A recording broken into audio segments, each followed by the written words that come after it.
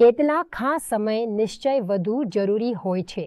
ઉદાહરણ તરીકે, પરીક્ષાના સમયે જો તે ન થાય તો અમે પરીક્ષામાં નિષ્ફળ જઈશું, અમે નબળા બની જઈશું, અને ઘણી વખત ભલે અમારી પાસે ગુણધર્મો હોય પરંતુ અમે તેનો ઉપયોગ કરી શકતા નથી કારણ કે અમે વિવિધ પરિસ્થિતિઓમાં હારી જઈએ છીએ.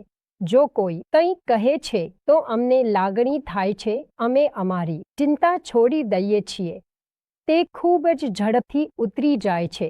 હા, કઠિન પરિશ્રમમાં ઘણા ગુણધર્મો છે. જો કઠિન પરિશ્રમ કરશો તો લાગણીપ્રૂફ બની જશો કારણ કે તમારે તે કરવું છે. ઘણી વખત જો પરિશ્રમ ન હોય તો કામ માટે જીવન ગુમાવી દઈએ છીએ પરિસ્થિતિઓને કારણે, અને તે પરિવાર, બાળકો ક્યાંય પણ નુકસાનકારક બની શકે છે.